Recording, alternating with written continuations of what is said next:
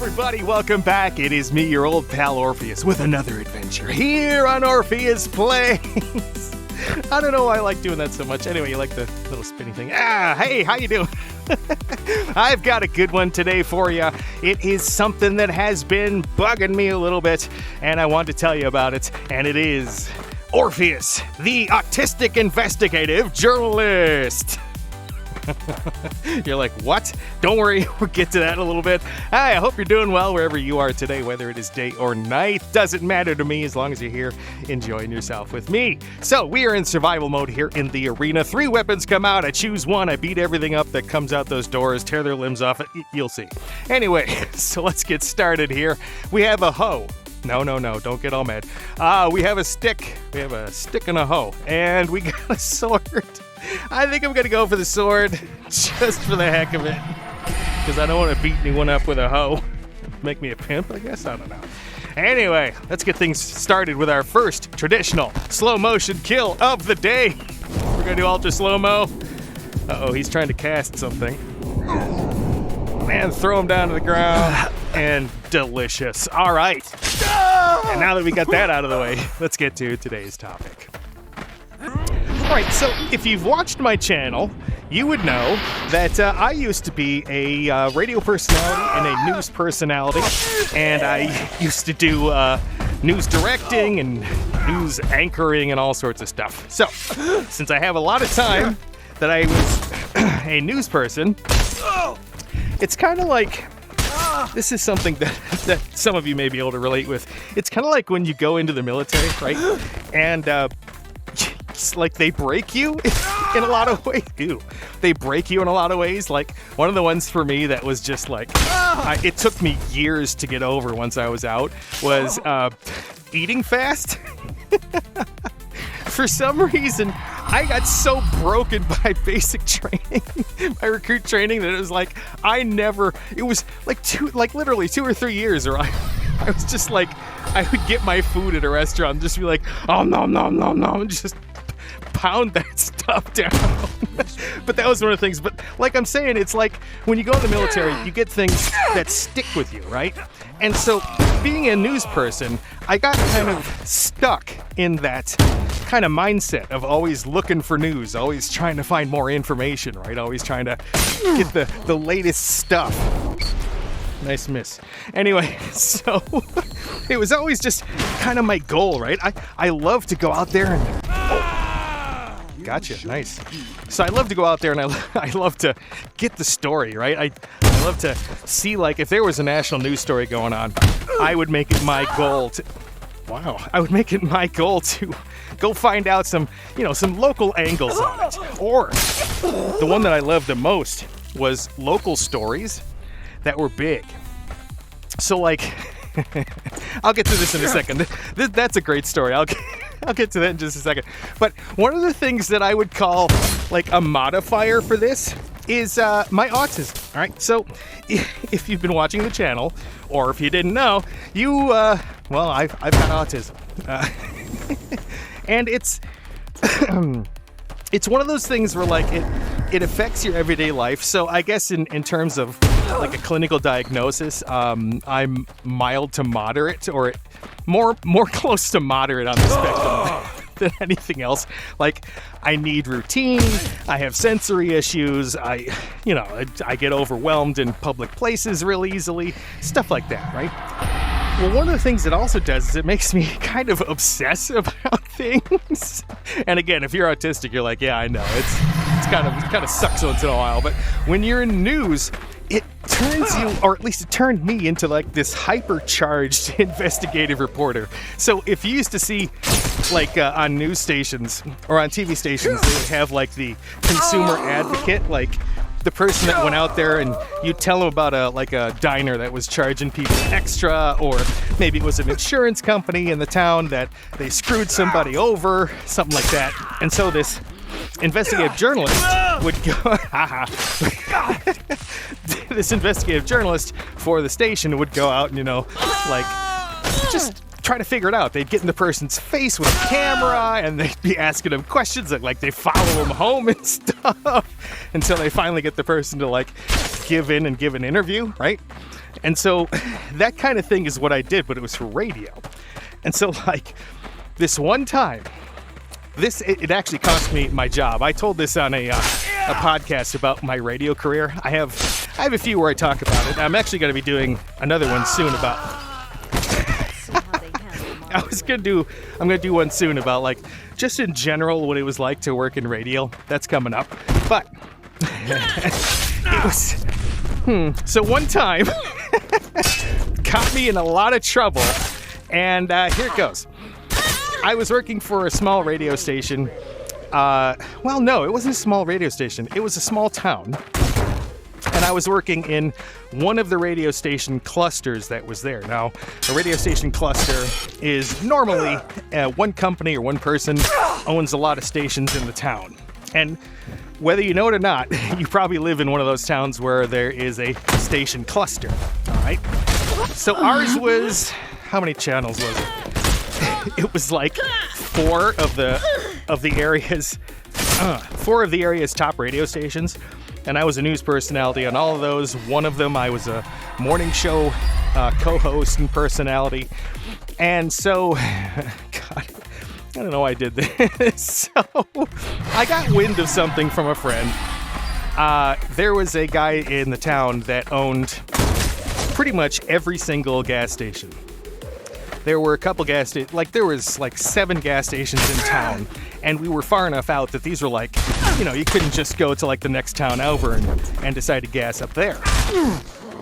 Well, I got wind that this guy was artificially inflating the prices of gasoline for our area, because he would bring in like 90% of the gas, and so he was setting the prices artificially higher than they were, like even 50 miles outside of town. And that's a big no-no. Like, there's a certain amount you can charge, you know, more for your gas to a certain point, right? But this guy was keeping it like basically every gas station, which again, that's kind of a no-no when it comes to when you're doing retail and gas sales, right? And so I got wind of it, and I started to look into it. And I started to interview people. I started to go talk to people, and I found out how deep this stuff went. It was crazy. This guy had been doing it for like a decade. He was one of the really rich people in town, and it was because of this. And he was really well known, but like a lot of people didn't really like him. But he seemed like he was a clean, you know, all-American guy. He was just kind of a douchebag, right? So this rabbit hole went deeper and deeper. We found out this guy was like not only artificially inflating the prices, he was also buying like cheaper gas somehow. I don't know how the dynamic worked. It was just one of the things that I added to the story. Plus, it's been 20 years. Give me a break. It's more than 20 years. And so I just started to develop this story, and it was like my autistic side. I kept going and getting details and more details and interviewing more and more people, to the point where I was like, I had an entire week of news that I was going to do on this. It was going to be this big expose where I went and I just completely exposed this guy for the fraud and the charlatan and the scumbag that he was, right? And so I went to my station manager, who also happened to be the morning show co-host. What did you just do? You tripped over a basket and killed her? What? No. Anyway, so I went to my station manager, who was also my co-host. I knew him pretty well at that point, and so I said, "Hey, I got this plan for next week. I want to do a news expose on, you know, so and so and his gas stations." And he goes, "Really? What?" You know, he asked me what's going on. I explained it to him, and he didn't get the look on his face that I was expecting, right? I was expecting him to be like, you know, totally like mouth open and just absolute surprise and, you know, and outrage and everything. But instead, the look I got was more like he was scared, I guess. It was like a combination of being upset, scared, and like, I don't know. It was just weird the way that he was acting. And so I asked, I'm like, what's wrong? What, like, you look weird, right? And he goes, well, here's the problem. The owner of all those stations is about 80% of our station's ad revenue because he owned other businesses in town. And so, like, most of the commercials on our stations were from this guy. Now, as you can imagine, it's probably not the best idea if your revenue, like, is based on sales and commercials. It's probably not the best idea to, like, you know, like, humiliate the guy and expose him for being a fraud and stuff. Now, I was torn, right? Because it was like, you know, I want to save the people of this community. They're like, this is a good community. I had gotten to the point where I felt like one of them, right? So I'm like, I mean, you know, personally, I was also spending more money on the gasoline that this asshole was cranking up the price for. And so I was like, man, I'm like, are you sure that I can't run this? This is big, man. He says, no, he's most of our ad revenue. And I'm like, well, I mean, I was like, you gotta understand how torn I am on this. Ow, you mean lady. Anyway, I'm like, you gotta understand how torn I am about this because it's a big deal, right, to have this going on. He says, you know, I hear you. I hear you, but I mean, what do you want us to do? We can't just shut down our radio stations for this. And I was like, because it was a Friday, we're having one of our meetings. When you do a radio show, you kind of have to plan things out. You meet after the show to get anything that you want to continue. You plan things out for the next radio shows, stuff like that. So it's a Friday, and I was like, man, I don't feel good about this. I do not want to, like, shelf this story. I don't want to just tuck it away because, like, then I'd be complacent if this guy ever gets busted any other way, right? Because it'd be like, oh, Orpheus at this station, he did all these interviews and he knew about it and he chose not to do anything. And I was like, right? So I said to him, all right, let me see if I can somehow rework this story. I don't know if I can. It's probably not going to work. And he goes, no, it's, you know, seriously, it'll be in your best interest if you don't. Uh-oh, I've got the zappy thing going on. I want to tell the rest of this story, so hold on a second. Let me uh-oh. Oh, no. Oh, geez. Oh, jeez. Let me restart this level. Bear with me, ladies and gentlemen. One eternity later. We are back. All right, so I got this weekend to, like, think about it. And I just, look, it was like the devil and the angel on your shoulders, right? Like, one side is like, do it, man. Do it, man. It's a good idea. You can save the people. You can help people. Doesn't that feel good, right? And then, like, the rest of me, that was Autistic Newsman. And also, if you've watched my channel, you know that I am, I have a lot of other things going on. I've got antisocial personality disorder, narcissism. Anyway, so it kind of was like this inner struggle, right? And I just kind of thought about it for a couple days, and I slept on it. And, like, Sunday afternoon, I was sitting there, and I'm like, you know what?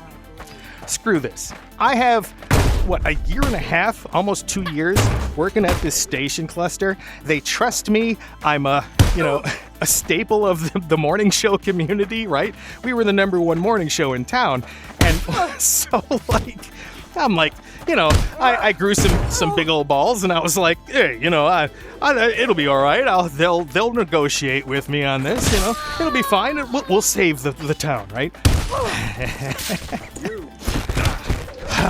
So I go in nice and early the next morning, because when you're in morning show radio, you have to wake up at like 3 o'clock in the morning in order to do your job 5 days a week. So I get into the radio station, I start prepping things, and honestly, I didn't think I was going to have a full week, because I knew they weren't going to go for that, right? But I was like, that's it. I'm gonna actually just do this. Give me that. Give me that. I want it. So, my first news, like the first thing that comes on in the morning is news. And it is at 5:55 a.m.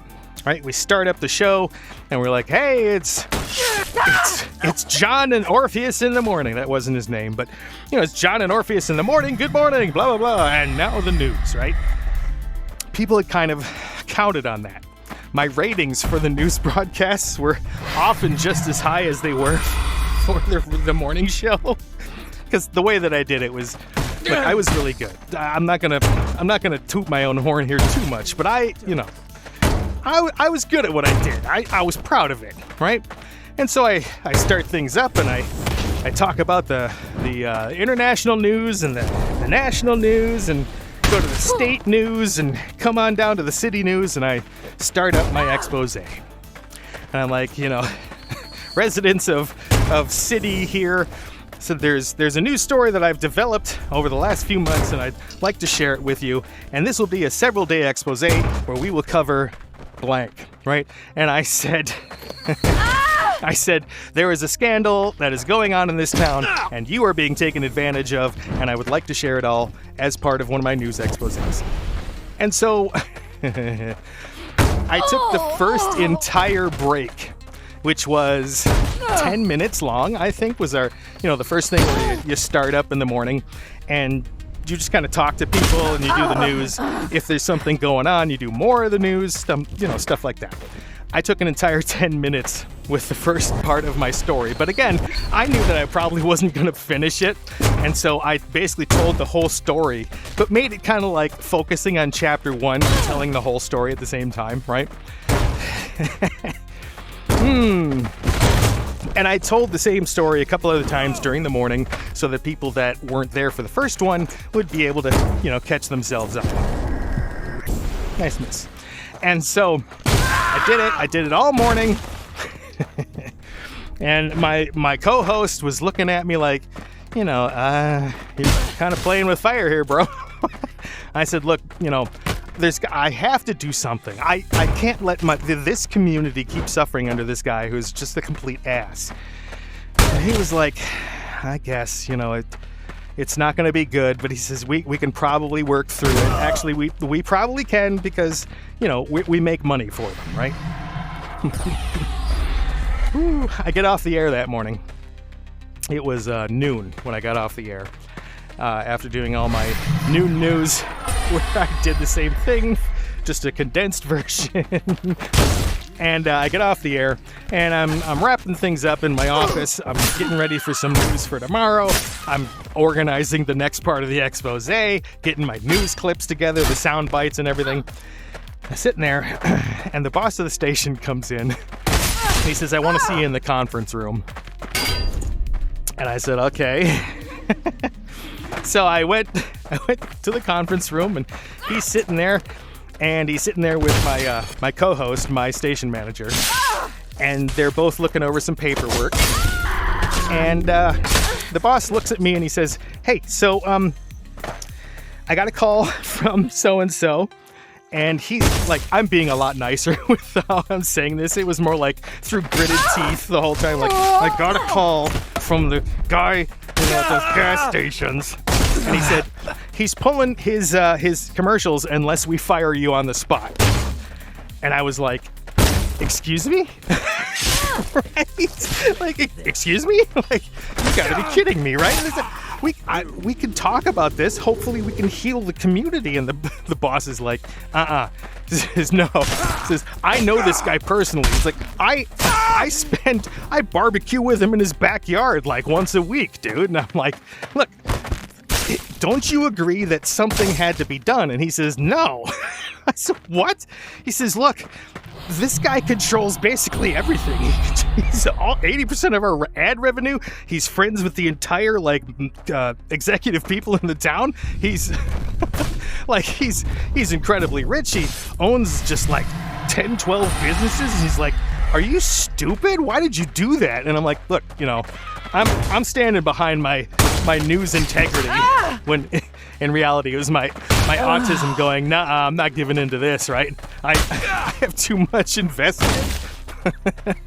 So I said, so what are we going to do? He says, I'm firing you, dude. And I was like, are you serious? He says, yeah. And he was like, at this point, he was fully yelling at me. He was just like, yeah, you SOB, you better, get out of here, right?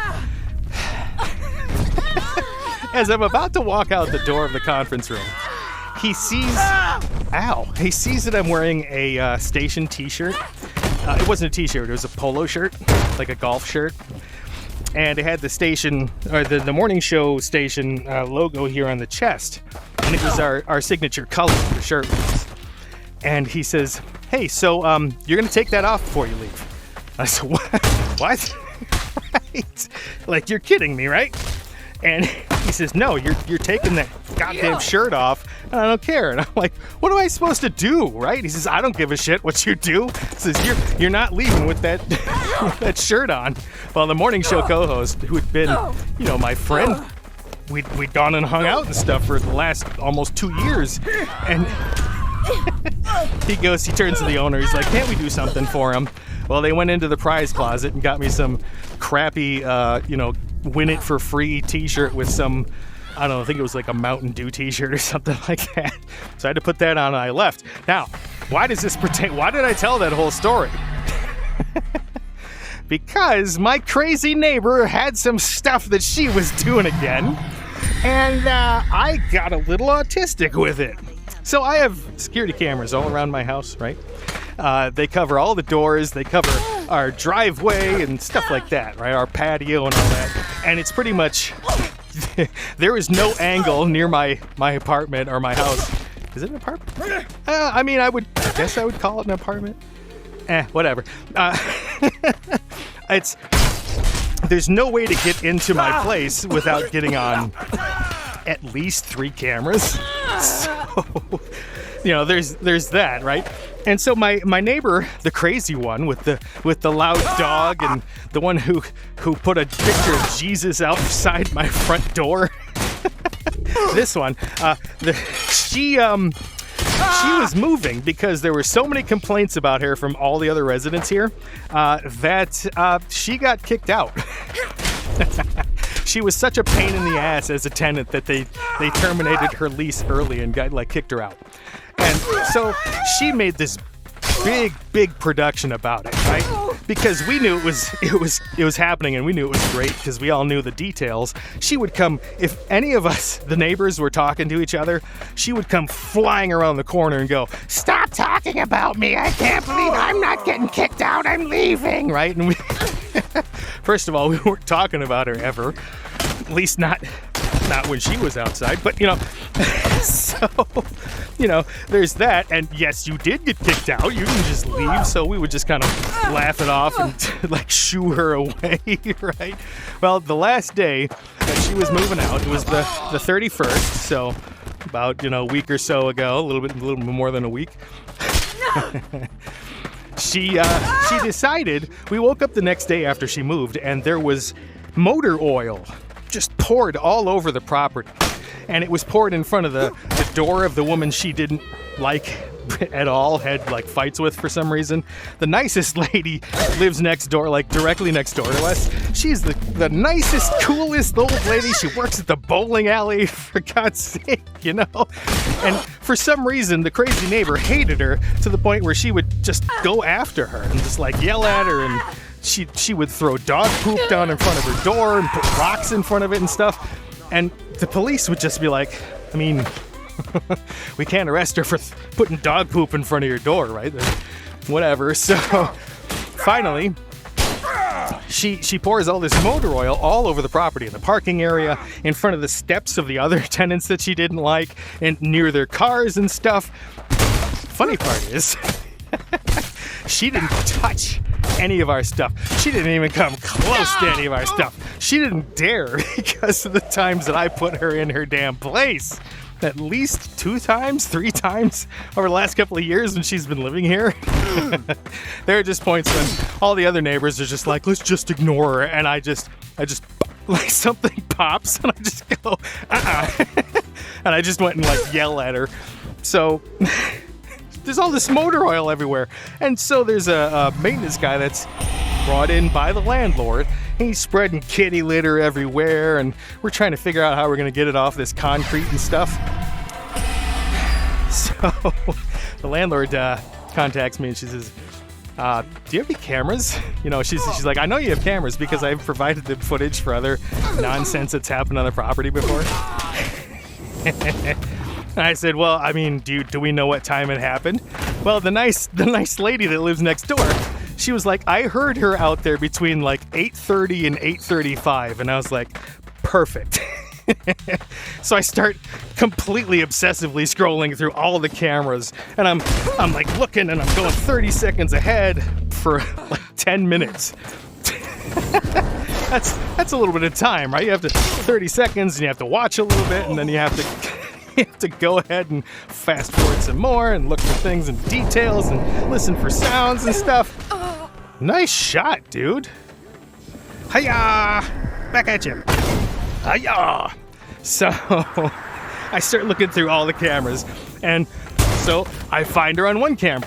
She's having an argument with somebody outside in front of the apartment, and or the complex, I guess. It's not really an apartment. Anyway, so I see her on one camera having an argument out front, and then I see her pouring stuff as she walks back down the driveway to her apartment. So then I'm like, okay, gotcha, you know. Gotcha, bitch. I got you on camera. So I figured out, I was like, okay, well, it's at this time. So cool. I start looking at all my other cameras, and I have her on 2 other cameras doing the same thing. And then I've also got her on audio having a little argument, and you can hear the oil being poured on the audio. That's how good my security cameras are. So you can hear the oil being poured and her yelling. And so it was so satisfying doing that, because I contact the landlord back and I'm like, I got her. Sent her the clips. I don't know what's happening. I'm assuming she's having to pay a lot extra, or she's completely lost her security deposit, which for her, she had to pay a lot for her security deposit because they had a feeling that she was a little crazy. And so they charged her slightly more than they would have normally in order to get the security deposit. So I am absolutely certain that she has lost that thing. There's no way she didn't.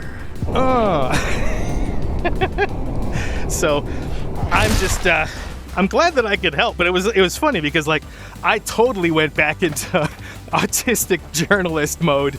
I was just so obsessing over it. It took me like 3 hours to gather all the footage and edit it up and everything. So I had this like comprehensive package for the landlord to look at from 3 different angles and everything. I mean, you know, I'm no slouch at editing. I'm not great or anything, but I'm pretty good. So I actually edited a video for her. And no, I'm not gonna put it up here on my channel. There's no way, dude. No, don't even ask. Anyway, that is my little story for today. It's weird because when you have autism, there's a lot of things that like people don't think about when it comes to how it projects the rest of your life out of that lens of you, right? And people just think that it's you act weird and you have certain sensitivities, but when you like apply it to other things, there was one person that said, you want to succeed, find the most autistic person that you know and hire them. Why? Because they're going to think outside the box. They're not going to care about things, and they might be more sensitive to some of the issues that may be sensitive to your customers. Anyway, we'll see you here next time on Orpheus Plays. Be good, do good, and treat yourself well, because you know what? You deserve it. We'll see you in the next one. Bye!